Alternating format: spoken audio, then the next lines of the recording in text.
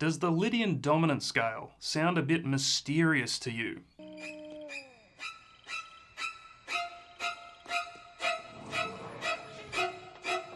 Never fear, in this Lydian dominant scale guitar lesson, learn how this scale is constructed, a curious fact about how this scale is present in all the notes you hear in nature, how to lay out the Lydian dominant scale on the guitar fretboard, and how to use this scale for jazz guitar improvisation and other styles of soloing. By the end of this post, you'll have a clear roadmap for using the Lydian dominant scale on guitar for your improvisations. Woohoo! 4-day weekend! And what does this scale have to do with The Simpsons? All will be revealed. Let's dive in right after this.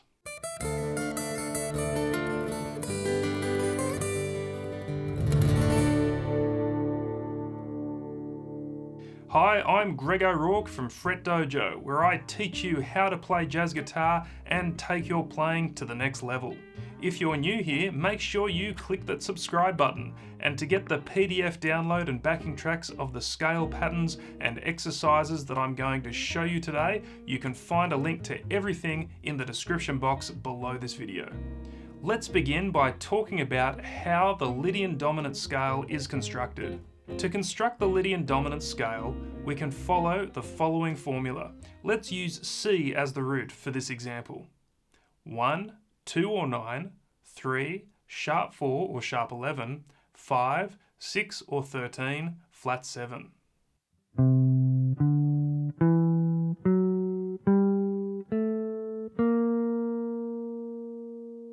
Lydian dominant is an excellent scale choice to use over most dominant chords, especially dominant chords with a sharp 11 or flat 5 in the chord name.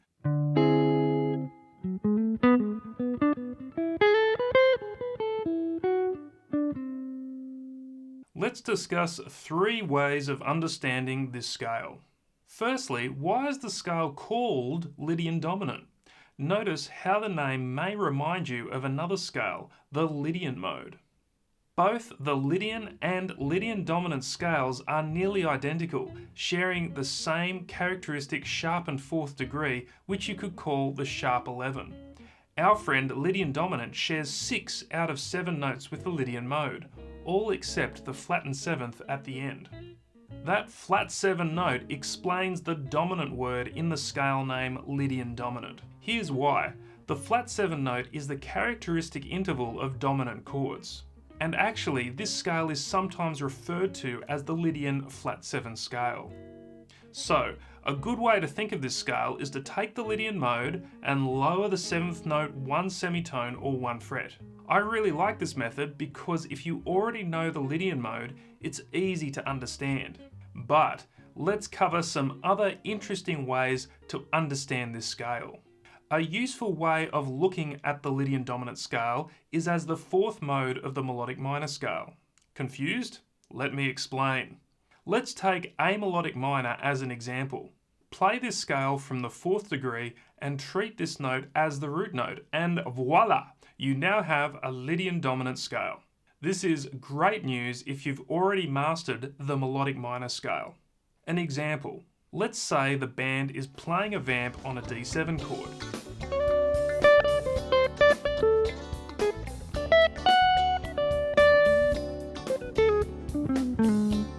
Simply play the A melodic minor scale over the D7 vamp.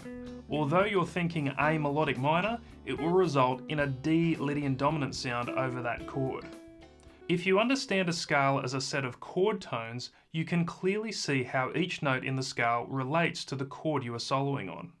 Now, most chords are built by stacking thirds. Let's examine a D13 sharp 11 chord in this way, which is a D7 sharp 11 with a 13 added. Collapse these chord tones into a single octave, and here we are with our scale of the day, the Lydian dominant scale.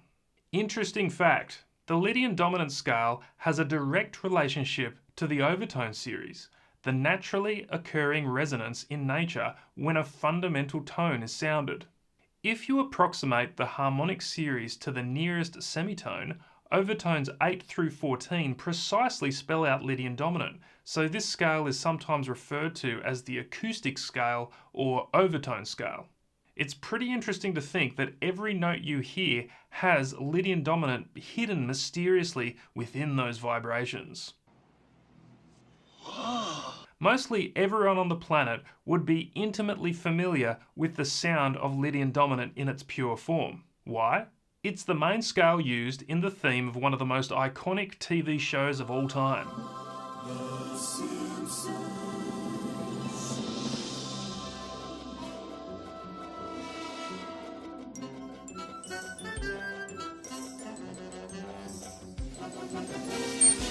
One of the most famous jazz examples that features this sound is none other than Duke Ellington's Take the A Train.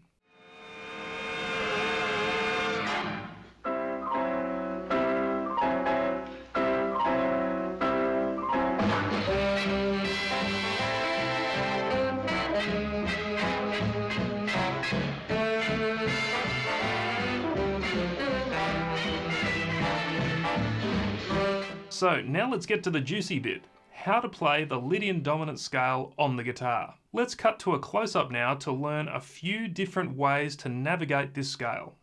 A reminder that if you would like a PDF of all the scale patterns and exercises covered in this lesson, click the link in the description box below this video.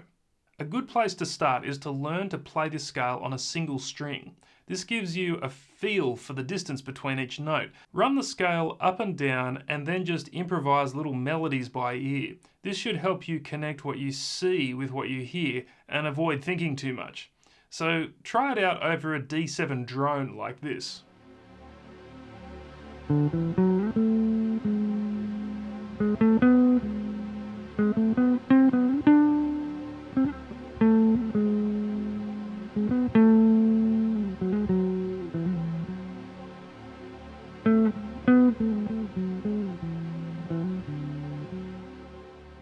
Notice how every note in this scale sounds good over D7. There are no notes to avoid, which makes it very easy to apply over dominant chords. The next step is to locate the D root on another string, so the G string, and apply the scale formula to that string instead.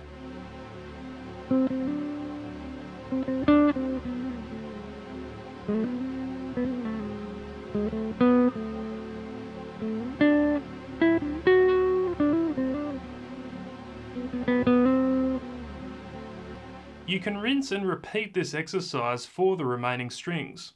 After you've worked on each string, you'll end up with a full fretboard map of the scale. The next stage to learning this scale is position playing.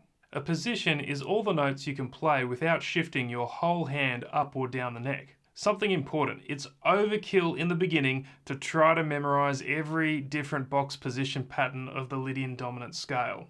For now, stick to these two positions you see on the screen with the root on the low A and E strings. These are generally the easiest positions to relate to common bar chord shapes you may already know. Here's the pattern on the left with the root on the A string, the 5th string.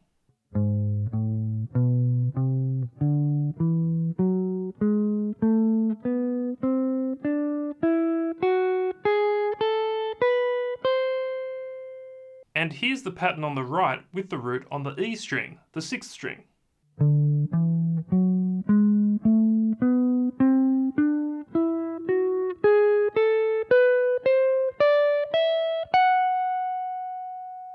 Once you're familiar with these two shapes, you think of them as two islands, which you can then travel between via the single string approach we covered earlier in this lesson. This next approach is where you can visualize the fretboard in 1 octave scale patterns linked diagonally across the fretboard. Have a go at the following pattern that I've got on the screen here. This time I've put suggested fingerings on the diagram instead of interval numbers.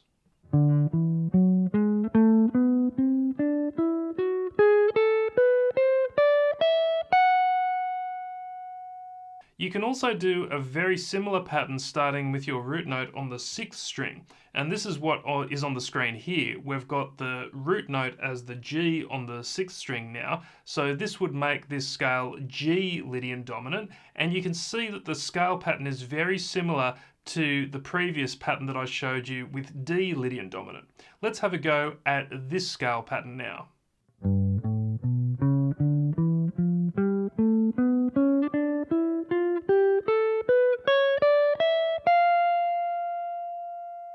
This diagonal approach is the best of both worlds. It's a combination of the horizontal single string approach and the vertical box positions, carving out a diagonal approach that covers the whole range of the instrument.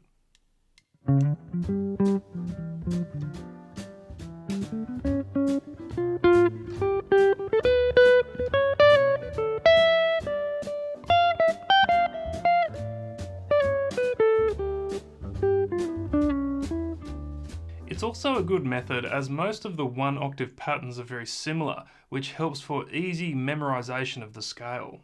Check out this video on tree scales I've made previously, which discusses this approach in more detail. Eventually, once you practice each of these approaches, you'll find yourself naturally combining them all together to make a complete map of the scale. I've included some cool exercises to work out this scale on the PDF for this lesson, and you can get that by clicking the link in the video description. Over to you. Do you have any comments or questions about today's video? Do you like the way that I taught this, or do you think I should have explained things differently? Either way, it would be good to hear your thoughts, so please leave a comment below this video to let me know. Remember to get your free PDF download of the Lydian dominant scale guitar patterns that I went through in this video. You can get those by clicking the link in the description box below. If you found value in today's video, please hit that like button as it really helps the channel, and subscribe so you know when my next videos are coming out. Without further ado, my name's Greg O'Rourke, and as always, thanks for watching.